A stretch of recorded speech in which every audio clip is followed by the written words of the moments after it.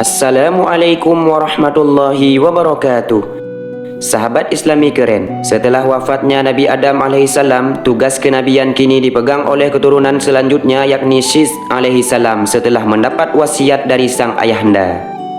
Lantas seperti apakah kisahnya? Di sini kita akan mencoba membahas selengkap-lengkapnya dan seperfect mungkin agar pengetahuan kita bertambah dan sesuai dengan fakta sejarah tentunya. Sebelum kita lanjut dengan kisahnya, silahkan subscribe channel ini agar kalian termasuk orang-orang yang mendukung dakwah Islam. Juga silahkan share dan komen agar saya terngiang-ngiang sama kalian.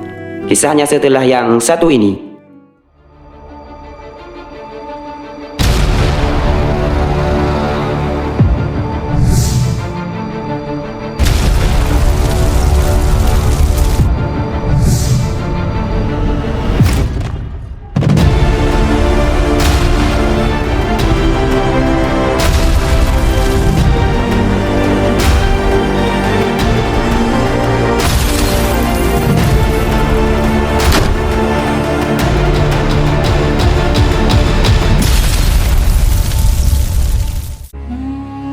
Sedikit flashback ke belakang, yakni setelah terbunuhnya Habil oleh Qabil, selama setahun Nabi Adam alaihissalam tidak menggauli istrinya Hawa. Lalu Allah menegur Adam dengan berfirman, "Hai Adam, sampai kapan tangisan dan kesedihan ini?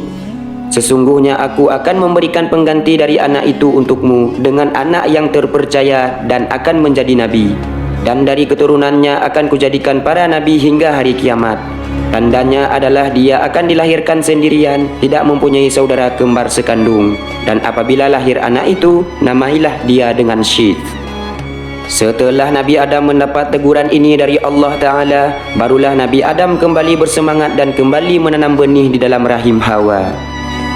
Berbeda dengan anak-anak konvensional ataupun anak-anak pada umumnya, ketika Nabi Syith dalam kandungan, Hawa sama sekali tidak merasakan kesusahan, keberatan ataupun kepayahan, tidak seperti ketika bayi-bayi sekarang dalam kandungan. Setelah tiba waktunya, lahirlah anak yang dijanjikan Allah tersebut yang kemudian mereka namai Syith, yang diambil dari bahasa Suryani yang berarti hamba Allah. Menurut Ibnu Abbas radhiyallahu anhu, Nabi Syith lahir ketika Adam berusia 930 tahun. Seiring berjalannya waktu, Syith yang tumbuh semakin bertakwa, cerdas, berani, kuat dan tampan tentunya. Disebabkan oleh kelebihan dan kesempurnaan yang ia miliki, kemudian setelah wafat Nabi Adam alaihissalam, Syith lalu diangkat menjadi nabi dan Hawa juga wafat setahun setelah wafatnya Adam alaihissalam. Menurut pendapat yang masyhur, Nabi Adam dimakamkan di India sedangkan Hawa di Bukit Abi Qubis yang berada di Mekah, dan ada juga yang mengatakan kedua-duanya dimakamkan di Mekah. Hanya Allah yang tahu.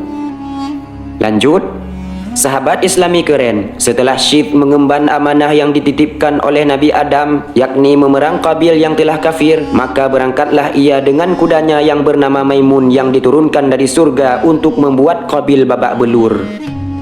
Sesampainya di sana, terjadilah peperangan pertama di kalangan anak Adam alaihissalam, dan pada ketika itu Qabil pun kalah dan jadilah ia tawanan oleh Nabi Syith alaihissalam. Lalu Qabil berkata, "Wahai Syith, jagalah persaudaraan di antara kita." Lantas Nabi Syith menjawab, "Mengapa kau sendiri tidak menjaganya? Kau telah membunuh saudaramu yaitu Habil." Seketika itu, tangan si Qabil pun dibelunggu di atas pundak kemudian diikat pada tiang yang sangat panas. Lalu Nabi Syith pun meninggalkan Qabil hingga dia mati di tiang penahannya, dan itulah azab Allah untuknya. Hingga sampailah kabar kematian Qabil pada keturunannya, lalu pergilah mereka berduyun ke sana.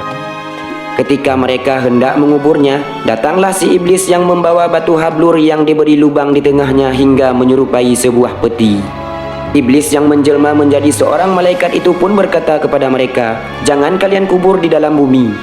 Lalu si iblis menyuruh mereka memasukkan mayat si Qabil ke dalam peti batu tersebut dengan pakaian terbagus yang mereka punya, dan iblis juga memiyaki mayat Qabil dengan ramuan tertentu agar mayatnya tidak mengering. Tidak sampai di situ, si iblis laknat terus menyebarkan kesesatan kepada keturunan Qabil dengan menyuruh mereka menyimpan mayat tersebut di rumah mereka, lalu ditempatkan di atas kursi emas. Lalu siapapun yang masuk ke sana harus bersujud kepadanya sebanyak 3 kali. Bahkan si iblis juga menyuruh mereka untuk berkumpul mengelilingi mayat itu dan melakukan upacara pada tiap tahunnya. Kemudian si iblis juga menyuruh setan untuk masuk ke dalam jasad itu agar setanlah yang berkomunikasi atau berbicara dengan mereka.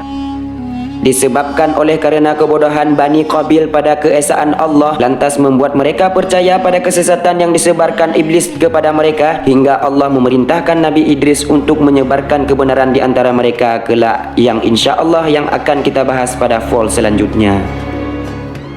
Beralih ke Nabi Syith alaihi salam. Setelah beliau selesai menunaikan tugas untuk memerangi Qabil, ia pun kembali ke negerinya, kemudian menetap menjadi juru pemutus yang adil di antara manusia.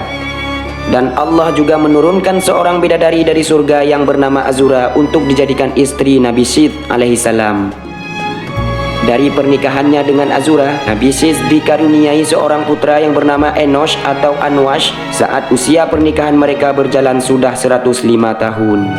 Ketika menjelang wafat, Nabi Syith juga memberi wasiat kepada Anwash untuk menjalankan tugasnya. Lalu setelah Anwash meninggal, dilanjutkan lagi oleh putranya yang bernama Qanin ataupun Qinan, dan setelah Qanin meninggal, tugasnya dilanjutkan oleh putranya yang bernama Mahlayil yang dikenal sebagai raja oleh orang Persia. Dan dialah orang yang pertama memotong pepohonan, membangun kota dan benteng-benteng besar, serta dialah orang yang mendirikan kota Babilonia dan Sus Al-Aqsa. Di samping itu, Mahlayil merupakan orang yang berhasil mendesak iblis dan bala tentaranya ke ujung bumi, dan ia juga pernah membunuh makhluk sejenis sebangsa jin yang menentang dan membangkang kepadanya. Dia juga mempunyai mahkota yang agung dan dia pernah berpidato di hadapan manusia. Setelah Mahlayil meninggal dunia, kekuasaannya dilanjutkan oleh putranya yang bernama Yarat ataupun Yarid. Dan setelah Yarat meninggal dunia, tugasnya kemudian dilanjutkan oleh anaknya yang bernama Khanuh ataupun Akhnuh, atau yang kita kenal dengan sebutan Idris alaihi salam. Dan berlanjutlah kisahnya pada vol selanjutnya. Yang penasaran dengan kisahnya, tetap stay tune di channel Islami Keren ya, agar pengetahuan kalian bertambah dan insya Allah sesuai dengan keterangan para ulama. Sahabat Islami Keren, konon juga dikisahkan bahwa sebelum Nabi Syith diangkat menjadi nabi, alam jin dan alam manusia tidak ada bedanya. Makanya tak heran jika sebelumnya Nabi Adam dan anak-anaknya bisa melihat jin dan juga si iblis laknat.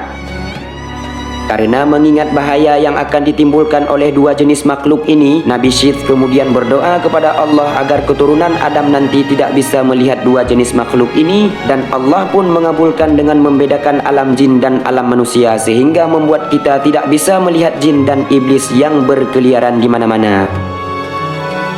Sahabat Islami Keren, begitulah kisah Nabi Syith yang terkenal dengan kebijaksanaannya yang saya kutip dari beberapa sumber demi pengetahuan kita semua. Walaupun juga terjadi perbedaan pendapat para ulama tentang kisah di atas, namun jangan jadikan permasalahan, karena khilaf ulama ialah sunnatullah yang menjadi ladang bagi pengetahuan kita semua. Sehingga pesan moral yang dapat kita petik dari cerita ini ialah, jika kita diberi amanat, maka jagalah dengan sebaik-baiknya, karena itu akan membuat kita dipercaya sekaligus menjadikan Allah Ta'ala cinta kepada kita, dan tentunya agar kita menjadi Islami keren di mata Allah Azza wa Jalla. Wallahu a'lam bissawab. Terima kasih atas segala perhatian, mohon maaf atas segala kesalahan pengucapan. Akhirul kalam, wassalamualaikum warahmatullahi wabarakatuh.